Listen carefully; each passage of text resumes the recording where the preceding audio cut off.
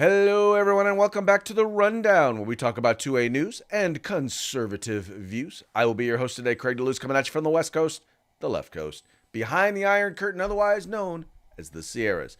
But as we all know, I do not do this program by myself. That's right. My name is Mike Piroworski, coming to you live from the East Coast. That's the coast with the most from the co-host with the most here on the Rundown. 2A Views, conservative news, and Craig, it's a special day, isn't it? Oh, most definitely. Mike. What day is it, Mike? It's hump day. Hump day! It's hump day. Hump day! That's right, folks. It is hump day. This is the day when we attempt to begin the weekend, sometime with success, sometimes not. But as we always like to say, or at least I always like to say, the fun is in the trying. Yes, it is. Yes, it is. Now, Mike, you also realize because it is, in fact, March 15th, it's also like hump day for the month. So this has like double, the importance for a hump day. It's monthly hump day. Yeah, I like that. Trying to get over the month. Yeah. Very neat. Double celebration today. Start to start on the downhill, for the month of March, with tomorrow being St. Patty's Day. I got a left hand drink, and then I got a right hand drink. I've just caught my attention that you have. If you have two red Solo cups, are they really Solo? No, well, I said keep them apart. I don't want to risk putting them together. You don't have them together, so technically they are still Solo cups. Yeah, otherwise they're just a couple of cups. So I keep them apart from each other. It is important that they remain Solo cups. Yeah, that's the first thing I do when I buy Solo cups is I strip them out of the bag, all put together like that. You got to they're Solo cups. Put them separate. Right. I mean, that's the brand. You got to keep the branding, right? Exactly right. Yeah. Speaking of branding, let's go ahead and give that shout out to our sponsors. Let's say hey to our good friends at Hitman Industries. That's hitmanindustries.net, hitmanindustries.net. If you got yourself an AR in the past 5 years, probably got one of their barrels, don't even know it. Well, now you can buy from them direct for your very own custom build or to rebarrel your current rifle. So hitmanindustries.net. California Republican Assembly, fighting the good fight from behind enemy lines. Now you can reach out and help California today, help California's future today. If you want some awesome combat gear, some tactical gear, get on over to uscombatgear.com. And if you want the best in concealable holsters on the market, go visit our friends at Hog Holsters. That's HAWG holsters.com, hogholsters.com. Use the discount code The Rundown, all caps, no spaces, one word, and get yourself a nice little discount. All right, now, Mike, by the way, folks, these are our sponsors. Make sure, visit them, spend some money with them. Tell them the guys over at The Rundown sent you. Now, yesterday, you sent me a photo from the top of a rappelling tower. You got to tell me what you were up to yesterday. Rappelling. You just decided to climb a tower and rappel down. That's how you decided to spend your day, just randomly. Some of the other volunteer work I do, and some of my previous life skills before joining you here on the on the radio and on the TV was as a rappel master, and had an organization that wanted to get their students down in for rescue rappelling and tactical rappelling, and that's what I did the past 2 days with like 0 minutes notice. So been out on a tower throwing people off towers and doing a decent bit of rappelling myself for the past couple of days. Now, that's something that I think that everybody should try at least once. I've tried it. It's one of those things where, especially, it's a way to test yourself, to test your ability to, tackle your fears. I mean, I don't care if you have absolutely positively no fear of heights. When you get up on one of those towers, you realize, falling from here could hurt. Yeah, absolutely. And it's whether you have that fear of heights or not. Some people have it, and it just destroys them. I would call it the fear monster, and they'll be standing up there. I mean, just crying, bawling, sobbing, and you give them that little tap right in the right in the gut there, and they nearly double over in pain because that stomach is so tight from fear that they they can't do it, and so you push them off. You help them do it. They're like, you got to pull me back up. You got to pull me back up. Yeah, there's only one way down, and you're heading in the right direction. It's not coming back. Well, let's put it this way. If they have enough time to say, you got to pull me back up, then they're going down at least at a safe pace. Yeah. Oh, yeah. Listen, there's so many safeties in place, nothing's going to happen. They just, the guys on the belay ropes on the bottom and on the top, there's nothing going to happen to them. It's just a matter of overcoming their lizard brain and conquering that little fear. It's the fear monster, and it kicks their butt sometimes, we say.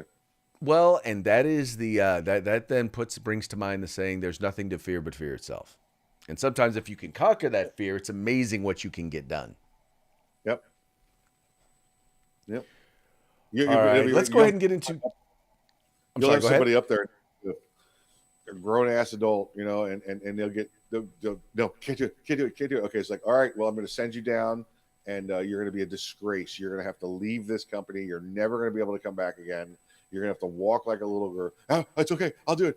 All right. I want you to. I mean, you got to start making duck noises and cow noises up here right now if you want to. And they'll do anything you want to come down, and then you still push them. You are so compassionate, Mike. I would just point that out. Yep. Hey, listen, if I'm gonna be on that tower for a couple of days, I gotta have some fun. Gotta have some fun pushing people off towers. Got to entertain myself. Sounds like fun. Yep. All right, on that note, we're going to go ahead and move into our first story of the day. Yesterday, we talked about Silicon Valley Bank, which, as of last week, was shut down because, well, they didn't have enough money to give their depositors back their money. Folks, there was a run on the bank, if you the terminology that's used.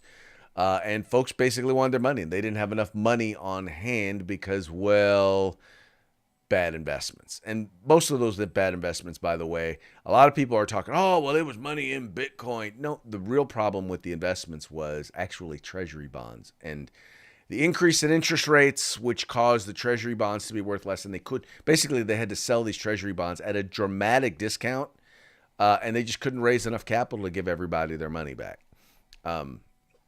It was really a mistake that one would expect that wise investors would not make. I studied financial services in college, and I didn't even think of this. But once again, I don't run a major, top 20 bank in the United States. This is something that they should have been able to catch. This is something that they clearly should have been able to be prepared for and mitigate early on in the process, because guess what? A lot of banks did. Well, part of the problem that some folks are pointing out has to do with the degree of wokeness that is taking place at some of these places, some of these banks, including especially at Silicon Valley Bank.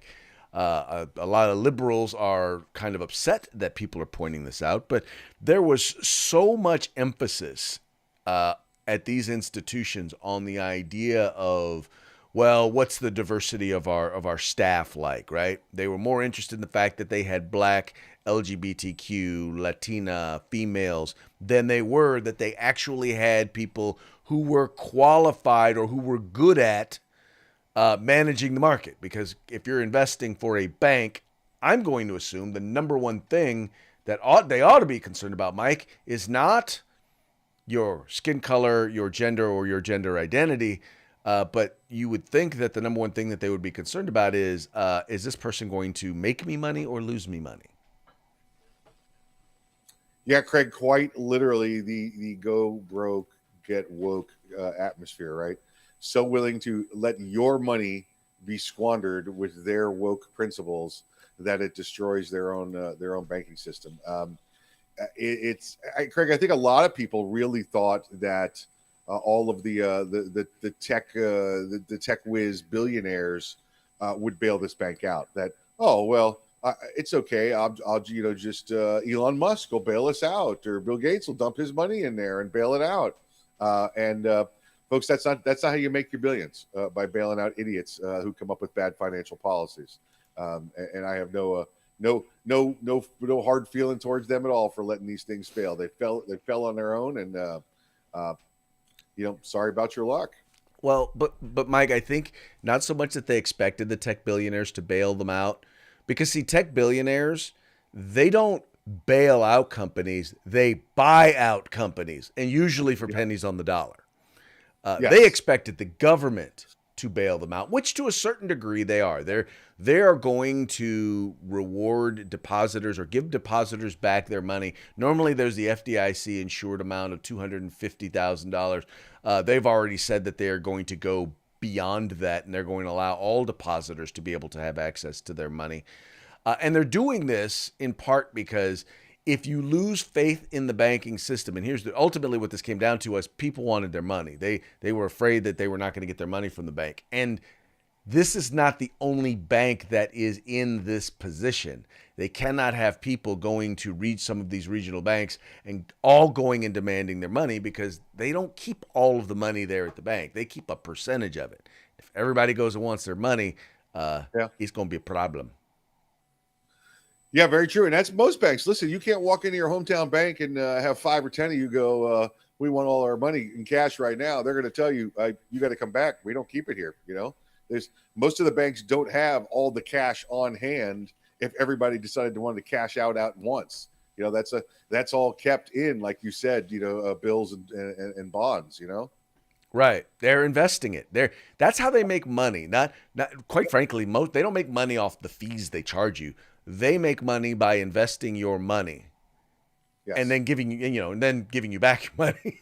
They make money off your money is what they do. Right. Exactly right. In any case, it's important. And folks, this just goes to show the whole, and don't get me wrong, I do believe that, we need to make sure everyone has an equal opportunity to be able to live the American dream and succeed in this country. I'm all for that. But when it comes to certain things, we ought to look for qualified people. The most qualified people. If I'm going in for brain surgery, I really don't care what the ethnicity or what the gender identity is of that surgeon. I want to know that they're the best surgeon that is available. And same thing we're learning when it comes to investments. Doesn't really matter what the gender identity or the race of religion of the person is. Do they know how to invest? And do they know how to look at warning signs in the market in order to make sure that you can change those investments, make the appropriate changes in order to protect your depositors from effects of the market? And in this particular case, they were too busy holding equity and pronoun conferences and seminars than they were on investment seminars. Pretty funny, right? Yeah, to get the most qualified person for the job is the way to succeed. It's just such a foreign thing, Craig. I don't know how we don't realize that. Well, and how do I want to put this?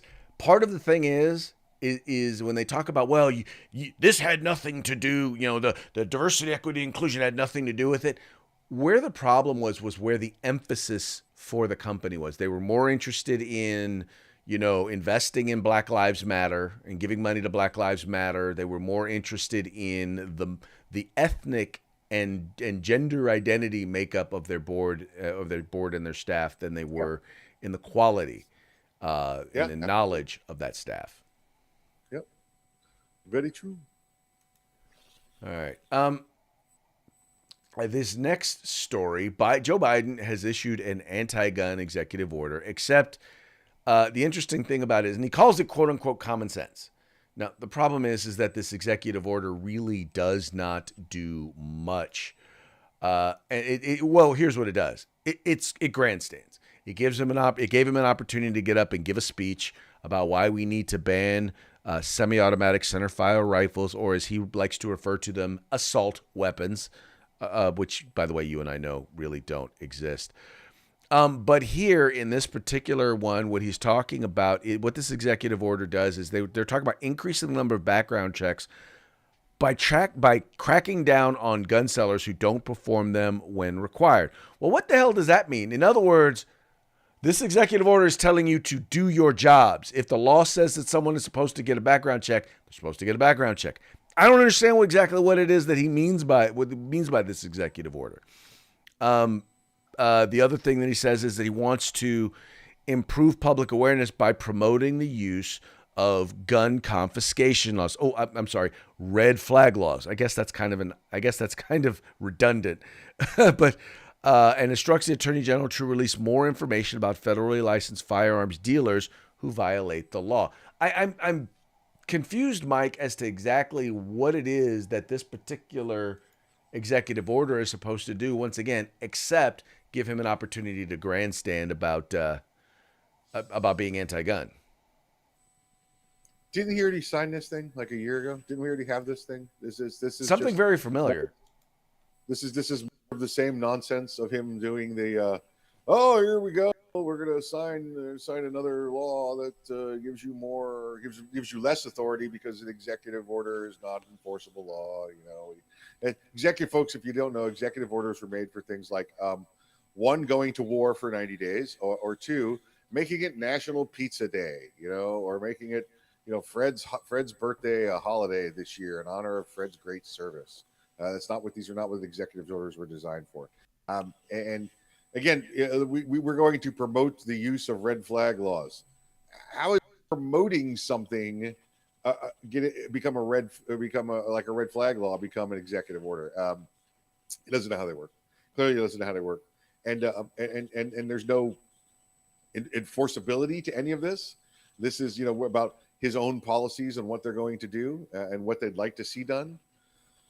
Right, how many days are we down to yet? Anybody got the clock yet? How many days until this Joker's gone? Not, let's just put it this way: too many.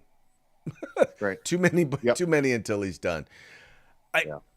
Once again, this is nothing more than an opportunity for the media, for the president to get up and talk about how he wants to violate our right to keep and bear arms, and for the media to report on it. The executive order really doesn't do anything, but it's a way for them to pretend like the president is doing something. Exactly, because he doesn't have the mental capacity to go out and write a real law. They're just going to throw this stuff in front of them and call it quits. Right. The idea of passing, of implementing and passing, of supporting and passing a real bill, a real piece of legislation is almost nil. He doesn't do things like that. Absolutely right. Yep. Right. All right. Oh, this next one's an interesting one because we're going to start to see more information coming out of the Treasury Department. After months of dragging their feet, is finally committed to getting information or making information available on Hunter Biden and his suspicious activities. Now, there's a report that's generally done. It's called the Suspicious Activities Report. This is done by the Treasury, and this is when banks say, this transaction is kind of hinky, right? There's something funky going on here, something quite suspicious about this particular transaction. And the Treasury Department has been fighting to withhold these from the House GOP. Well, they finally agreed to release the documents. Now, as an example, they talk about one that they already had a copy of. And here, I'll read this for you real quick. It says, the bank documents may further expose the Biden family's corrupt business dealings. Comer said one financial document which the committee has already obtained shows a Chinese company paying a Biden-linked firm $3 million just 2 months after Biden left the vice presidency. The Biden family later received large payouts from the firm, the Washington Examiner reported. So, once again, these are tracking transactions that are going to the Biden family businesses. Now, this is a guy who was very middle class when he first got elected to the Senate and is now a multi-millionaire. He's not just a millionaire, he's in a millionaire family. In other words, people have been making money off of this influence peddling. Now, there are questions as to if what has been done is actually illegal, but at the very least, it's what's the word I'm looking for? At the very least, it's questionable. and should be exposed. Yeah, it smells funny, right? It doesn't pass the sniff test. This is uh, you know, what you call it, anything you want, right? It's fraud against the American public. It's you know, it's clearly corruption at its finest. You know, you got him taking payments from governments. You know, listen, where were the two contestants before he was elected? It was the Ukraine, right, because of what had gone on there with his oil dealings, and then what had gone on over there in China with the dealings with the big guy, right? And that's all we continue to see is these weird you know, movement of money from one location to another without any decent explanation other than I don't know, I don't ask one of the other Bidens, I don't know. That's all we get from them. That's it. And the thing is that now a lot of this stuff, once again, is Hunter is the tip of the spear. When I say the tip of the spear, it's the mainstream media is refusing to report on the fact that in many of these cases, and right there's evidence right there on the laptop that Biden either knew about or communicated with Hunter and with his family and was connected to a number of these business dealings. That then raises the question as to whether or not if any of this happened while he was in office, this sort of influence peddling really was important to know about going into things like China and Ukraine, because they're, once again, those are two places right now we're spending billions of dollars in Ukraine on the war in Ukraine. We are facing right now our both economic and military greatest competition is China.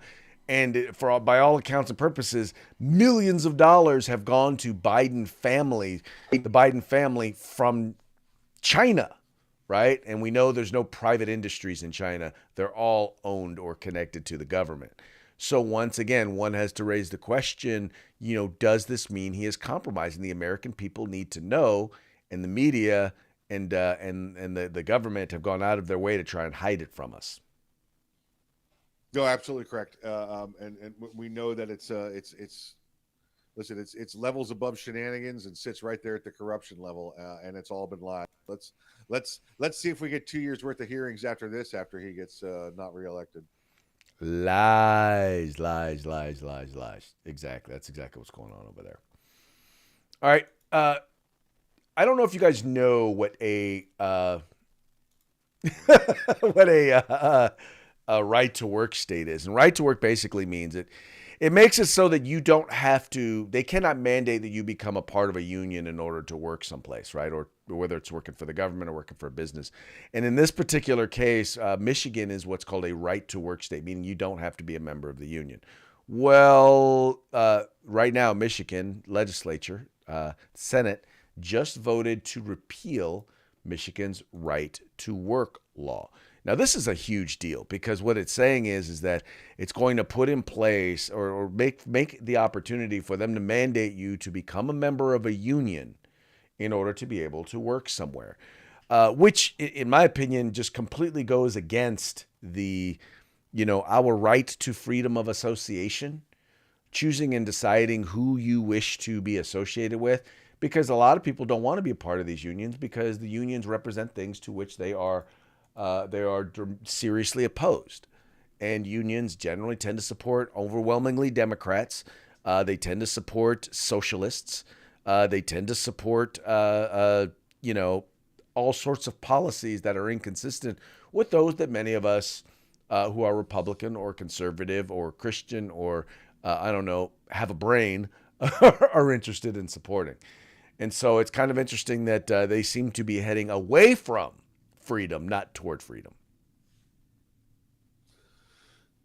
Yeah, there's pros and cons to both, Craig. It's just like bringing in any unions. When workers were abused, 100 years ago, and children were abused, we brought in unions to right the wrong, and now you pay $80,000 for a car that's worth $20,000 in parts because the guy that sweeps around it makes $40 an hour.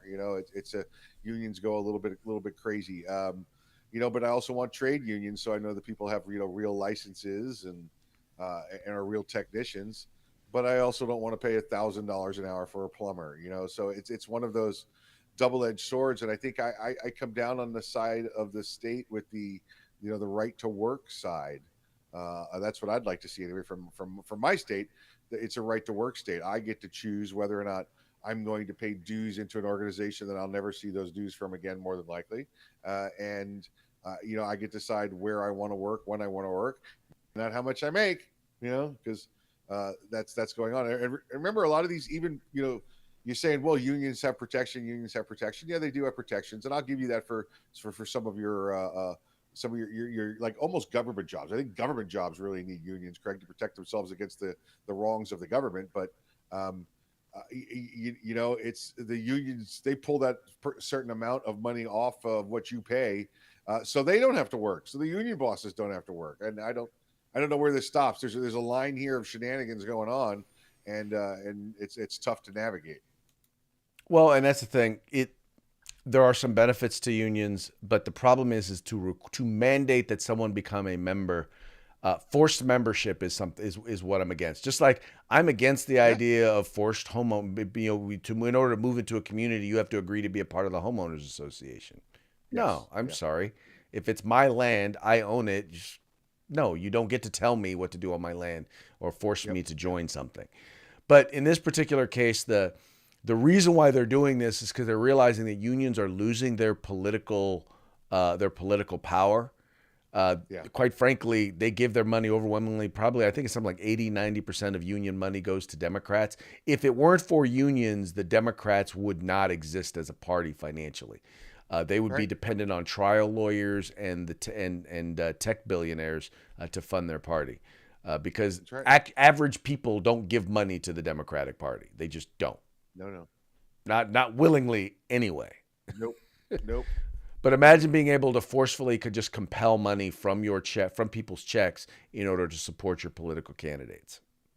That's what just they're like trying a for in check, Michigan. Right? Pull a certain percent out and give it over. Yeah, so why not? Yeah. That bar right there be what they are going for in that particular situation. All right, Mike, let's get on to, and I don't know why I pulled that up right there. Here we go. And bam, now we're both back.